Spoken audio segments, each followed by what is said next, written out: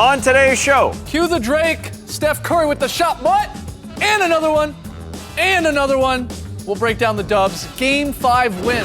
despite LeBron setting insane records, his teammates just couldn't do enough. What changes in Game 6? And Lily hits the streets of Cleveland to trick people into saying, thank you for deli meat. It's Monday, June 15th. The starter starts now.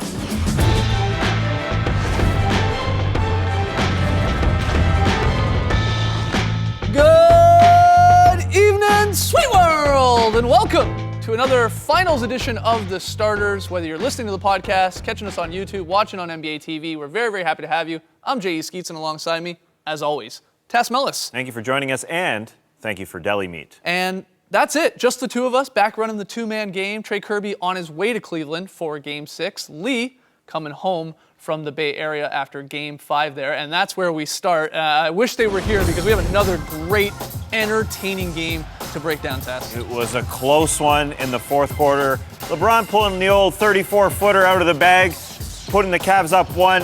Same possession. Curry says, I'm the three-point shooter here. Hits Delly with the bop-bop, as Andre Iguodala called it. Just an incredible shot, an incredible show by Steph Curry in the fourth quarter. There was nothing LeBron could do. Curry put on a 17-point fourth quarter, tying a mark for the most anyone to score in the fourth Q in a finals game in over 40 years. Steph was literally unstoppable in the fourth quarter. Didn't matter what anyone else was doing. LeBron just sat and watched as they couldn't do it down the stretch. A really, really tight game, unlike Game 4, where they got spanked. LeBron puts up the old 40-point triple-double in the finals. Still not enough. You're right. Curry's 37-point performance helping the Warriors and their deep team there pick up the 104-91 Game 5 win. They take the 3-2 series lead.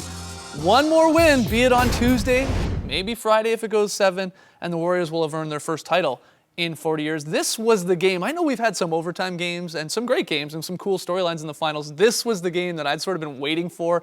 We got into the fourth quarter. We had Curry as the current MVP going against LeBron, self-proclaimed and rightfully so best player on the planet. Those two going back and forth, not matched up on each other, but shot for shot for shot. This was just a really entertaining game, I thought. This was Curry's game to finally break out and to show that he is the MVP. And I was a little surprised that they kind of just continued to run their offense and Curry just found his way through that offense. And then in the fourth quarter, he just said, all right, this is mine, my show, and just doing it. Because they ran the isolations for him the game prior a little bit more than this one. And then Curry, again, just wants to play the team ball. And obviously it worked out really well because he decided, hey, I'm taking over. And it kind of surprised the Cavs, I believe. You had no answer for it. No team. What are you supposed to do? No, you Dellavedova, anyone. When he starts Doesn't dancing around with the basketball like that and hitting step-back threes in people's eyes, there's nothing you can do about it. It was just a matter of time. A couple of the predictions heading into this were Curry at one point is going to explode here. He's just too good a shooter for that not to happen. But let's go back to the beginning of the game because this was very interesting. The Warriors in Game 4, Andre Iguodala gets the start over Andrew Bogut. We assumed that was going to be the same plan in Game 5. Steve Kerr, why would you change that after the dominating win in Game 4? He does. But Coach Blatt decides to stick with Mozgov, goes big, but it didn't last very long. It didn't last very long, and it's surprising how much the Warriors were ready for this. They must have met before the game and said, how are they going to counter our small ball? Well, they're probably going to go inside to Mozgov, because right from the get-go, they were doubling Mozzie, and they were getting the ball out of his hands, and they actually turned the ball over several times because Mozgov was not ready for double teams. And I did not like what the Cavs were doing. I like Mozgov on the floor, but the way he's been killing the Warriors is through LeBron making him a better basketball Not player. going to him on the block and saying, hey, That's go to work. not how it works. That's just not how it works. I mean, Mozzie has been killing it when he's on the floor, but it's through LeBron's passes and drop-offs and not post-ups that Mozgov is doing. And keep in mind, this is a talented young guy. He's on a great contract with the Cavs, and even to acquire him this year was huge for them, obviously turning around their season to some extent.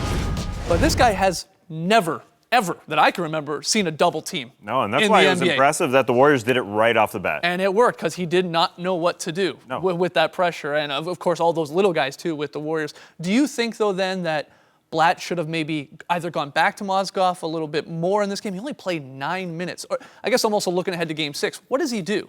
I think they're basically were just trying to get LeBron into the fourth quarter, not having to do everything. And forcing Mozgov, just force-feeding him and saying, hey, you're our second best offensive player. You're going to have to score, and Bron's just going to sort of hang out on the perimeter. And it didn't work. Why? Because that's not the type of player he is. Right. And that's what burned them. I think LeBron has to carry you all the way there without Kyrie Irving. Mozgov just has to play off him. Yeah, I think they definitely have to go big. I think that's the only way they're going to win. You want to slow the pace? Why not be big while doing it? Why not grab more offensive rebounds? The Warriors grab more offensive rebounds in this one. The Cavs, let's be frank here, they played a fantastic game. They were in it. They really were. I mean, compared to Game 4, they were far more in it. I just think you go big because they can't speed up the pace that way, and you can't get double. I mean, everything has to go through Braun. I mean, let's say that first. I think that was the primary reason Mozgov was off the floor, because he looked bad, but he only looked bad because of the way they were using him. Well, look, this adjustment by Steve Kerr is so far brilliant through these 2 games because they got the 2 wins. They now have the 3-2 series lead. The small ball, they're just rolling right now. Like, I love not only the speed, because they can get into the possessions and they've sort of been similar, but there is a little bit more of, because you've got 5 guys out there and they can all switch on defense and they're all doing that and they're jumping the passing lanes. And they could, especially in Game 5, got some fast break points early in this game too. And that really set the tempo for this game. I love what's happening with these guys. You got a guy like Iguodala put into the starting lineup. Now, he didn't go for 22 like he did in Game 4, but 7 assists, leading the team in assists, and 0 turnovers from one of your quote-unquote big guys. Same thing with Draymond Green. You look at the big lineups to the small lineups for the Warriors within this finals, a plus 62 when they go small over the last little while. It's pretty phenomenal. Over the last 2 games, 95% of their plays have been small ball, and it's working perfectly. But Timofey Mozgov needs to be out there. You look at the numbers for him. When he's on the floor, the offense is actually the best Cavs offense that they're running.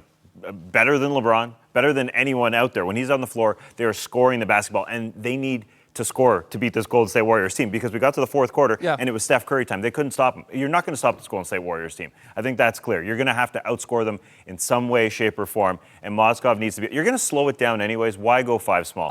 You want less possessions. You want less possessions because you don't have the talent that the other team does. But that all said, Blatt's decision was made for him within the first 3 minutes when they started doubling Mozgov, and he didn't know how to handle it. He shouldn't have gone to Mozgov the way he did. That's fair. But that he had to do. He's sort of damned if he does, damned if he doesn't, I think. Again, because they don't really have a lot of bodies. They don't have a lot of plans here. But they did go to J.R. Smith, who, for a little while, it looked like Lee Ellis was right in his prediction when he said we were going to get the J.R. Smith game, because guy was on fire in the first half. He had 14 points in the first half, 4 of 8 on threes if you drop the 2 end-of-quarter heaves that he took. He was spectacular, and the Warriors weren't ready for J.R. Smith, because if you look at this, LeBron walks it up, 1 pass, wide open 3. That shouldn't happen.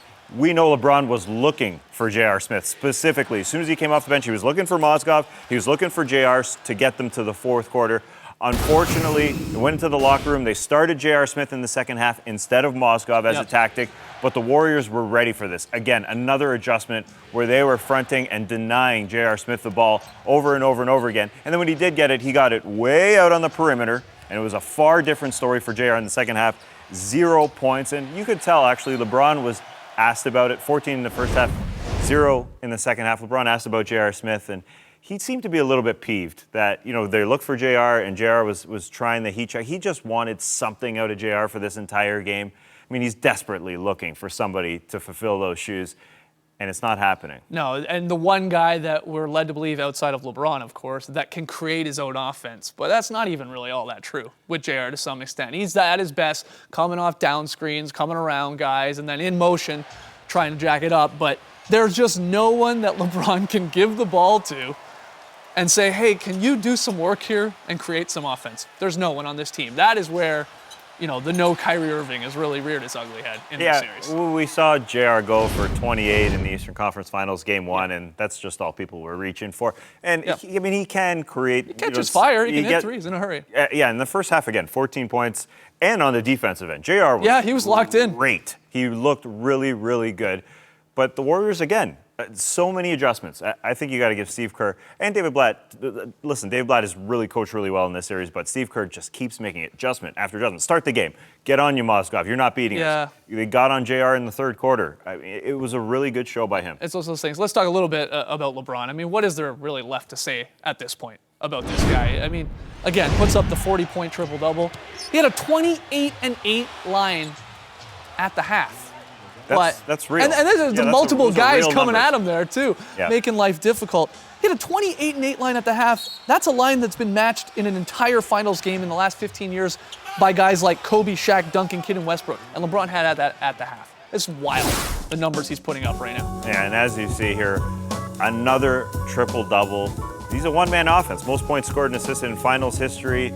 LeBron put together a 70-point performance yesterday when you combine the points and the assists. And look, we don't have to get into it right this second, but I know we're going to have the conversation about whether or not LeBron, even if the Cavs lose, deserves finals MVP. I know a lot of people tweeting in, a lot of people love talking about this. I say we just wait a little bit here until we get into this. Because I think, personally, too, it has to go 7, like Jerry West in 69, to have a chance to win that in a loss. A lot of people disagree, though. If it's going to be the exception to the rule, you got to get 3 wins. I think so. And then we'll talk. I think so. You can't win 2 of 6. I know we'll have this conversation later in the week. We got to take a break. When we return, we'll talk a little bit about Steph Curry. He reminded us why he's the NBA's most valuable regular season player. We'll break that down and a whole lot more next.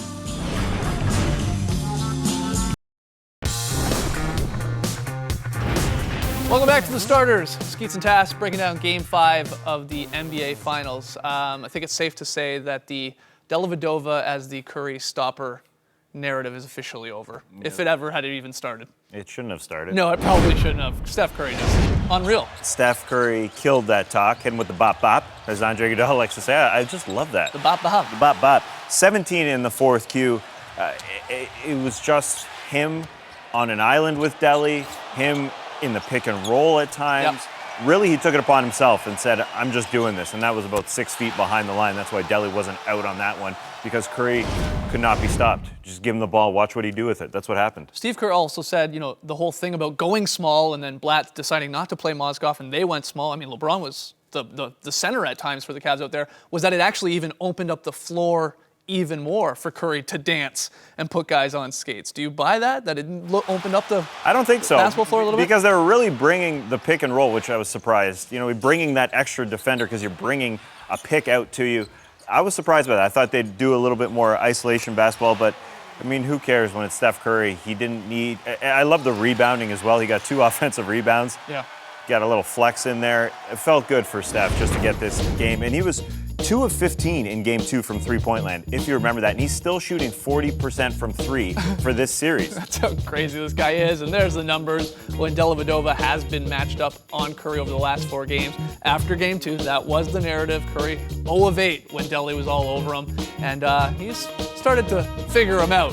5 of 12 in Game 3, 4 of 8 in Game 4, and then 10 of 15 in Game 5 when Delly was trying his best to stay with him. In Game 4, we talked about Sean Livingston a little bit and how great he was in limited minutes for the Warriors. I think Game 5, if there was like a role player sort of game ball for the Warriors, you would give it to Leandro Barbosa, who put up some great numbers, 13 points in only 17 minutes. Everybody talks about the Warriors' depth, but it really shined through in this game. We're talking about digging for a Cavs guy to give LeBron something. Well, the Warriors don't have to dig at all. Someone just shows up, and in this game, it was Leandro Barbosa. They should dig for some defense there, but it just happened way too many times where Leandro was doing what he wanted out there. He was working on the defensive end. Steve Kerr has trusted this guy all year. Well, some coaches haven't, not given him that type of role that he's wanted, but he's gotten this role and he's executed it. Game 3, David Lee has a breakout game for them. Yeah. Game 4, Sean Livingston. Game 5, Barbosa. It's become like attrition warfare here in this series to some extent because the Cavs just don't have enough guys. Yeah. And even in each game, like even last night,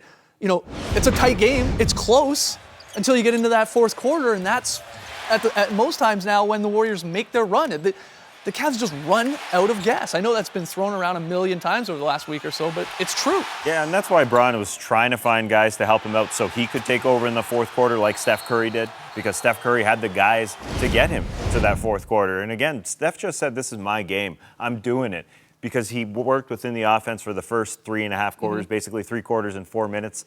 And then he said, all right, I got it now. I've got the legs. Bron does not.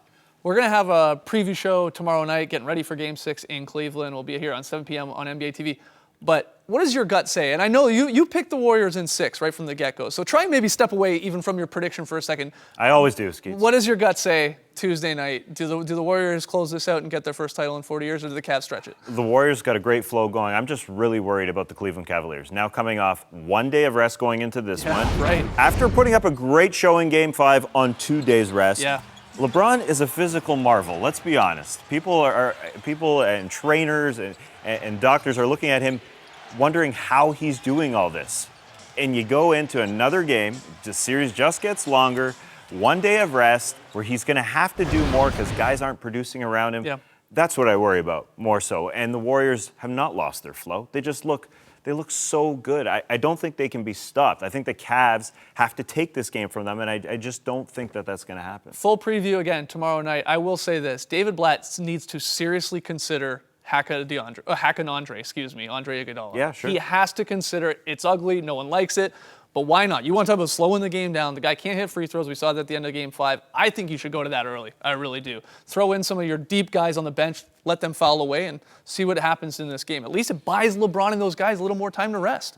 It kind of kills your flow at home and the I crowd. understand that, but they don't want to flow. Yeah, I mean, they've sort of proven that. It helps. It definitely helps. There's no fast breaks, obviously, on made free throws or even missed free throws. I think he should try it. All right, let's get to some random notes from Game 5. We'll start with Mozgov.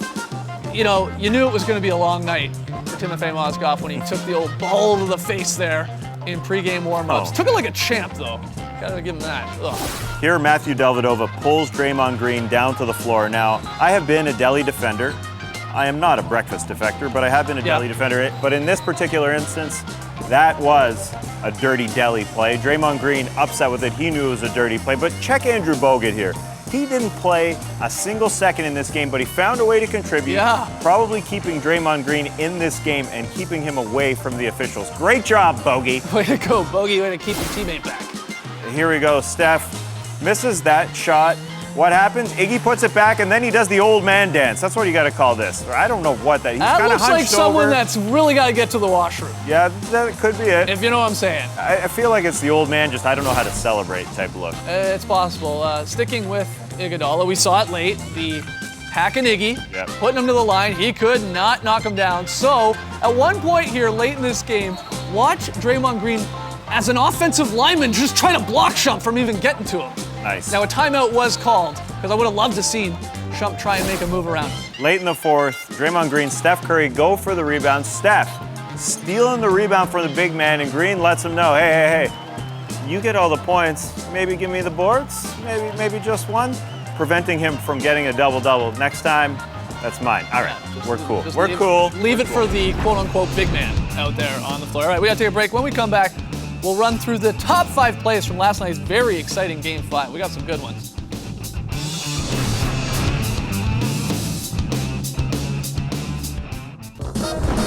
Back with the starters, time for Game 5's top 5. We'll start with LeBron's deep 34-foot bomb, giving the Cavs their final lead of the game. About 7:40 left. He stroked it from out there. Watch this thing just drop through here. Bang! Just a little jump shot, no big deal, lining it up. Unreal. At number 4, love this play from the Warriors. Livingston to Iguodala behind the back to David Lee. The ball moving around the basketball court. Lee finishes it. Two-hand dunk. That's pretty. That's gorgeous. That is gorgeous. Here at number 3, Harrison Barnes, the tip dunk.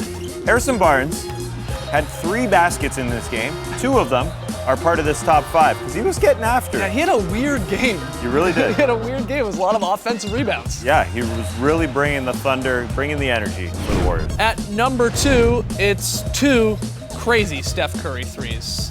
I mean, what is Matthew Dellavedova supposed to do there? Decent defense. It is. He's trying his darndest to stay in front of him, but the bop and the step back. That was the first one. He wasn't done. Oh, he gave us the Luigi death stare. And then, a little bit later, oh my. I've seen this clip probably about 100 times already, and I'm still in awe. Look at that. That's unreal. Very much is unreal. And at number 1, what beats that? Well, we're giving it to Harrison Barnes here again with the throwdown in between 2 guys. Again, 3 baskets, 2 of them right here. Lefty. Right in Mozgov's face. Beautiful stuff from Harrison Barnes. It was a good Game 5 in terms of highlights. If the Cavs are going to want a different result, though, in Game 6, they're going to need to get some effort and some production from their role players, specifically Matthew Dellavedova. So with that in mind, we sent our Aussie, Lee Ellis, to the streets of Cleveland to drum up some Australian encouragement for Delly, or at least that was the plan. Someone who came a long way to play for Cleveland is Matthew Dellavedova from Australia. It's a little bit farther than us. A little bit farther than that. So what I want you guys to do, in your best Australian accent, is You do a great one. I do a great one. I work on mine every day. But I want you to use it and say, "G'day Australia, thanks for Delhi, mate." Can you do that? Absolutely. Let's hear it. Good day, Australia.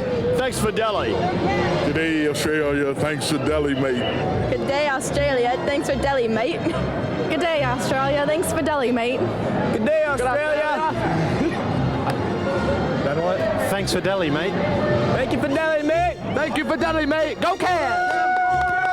G'day Australia. Good day, Australia. Thanks for sending Matt Dellavedova our way. Try it again. There was a bit, not too much accent in that. Just say again. Okay, say "G'day Australia." This girl's on the phone. She's got your phone. I know. Let's see what she can say. Come on, Larry. Good day, Australia. Thanks for Delhi, mate. Hi, Delhi. Go out there and play some hard defense. Can I call you right back? Sorry about this.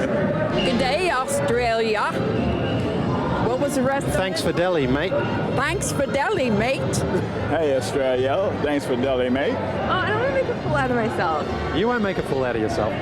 Okay. I promise. Thanks for Delhi, mate. But in an Australian accent. Oh, God. Thanks for Delhi, mate. That's the best I can do. All right, you ready? Yeah, what do I say again? G'day Australia. Password. It's all sevens. All sevens. All sevens. Yeah, we just found out this guy's password too. Good day, Australia. Thanks for Delhi, mate. Good day, Australia. And we love Delhi, mate.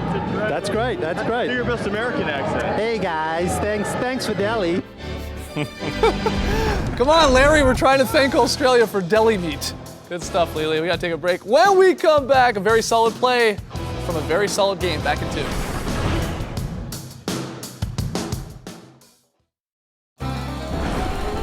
Back with the starters, no Lee yet, so we hand over the very solid play of the night duties to Tass. I got you, Lee. Overplay LeBron, and he's gone, setting it up for a ring around the rosy. Is that what Lee calls it? Here don't comes know. Amon Shumpert with the swish bomb, baby. That's a nice play. That's a very, very nice play. I'd say it's solid. That's solid. Fizzing, whizzing around. I'm not sure what Lee calls it, but that's what I call a very solid play. Oh, nice accents. Fan of the night. This was easy. Fan of the night. I mean, you could really give it to the whole Curry clan, but specifically, Mom. Sonia Curry getting down after a huge Curry 3 from the corner. Loving it. Dell throwing out high fives. Yeah, that one was an easy one. We'll be back tomorrow night to set you up for Game 6. Join us here on NBA TV, 7 p.m. Eastern. Join us then. Thanks for joining us. And remember, if your cat isn't paying attention to you, what did you expect? Don't have a cat, man. Race the night, people.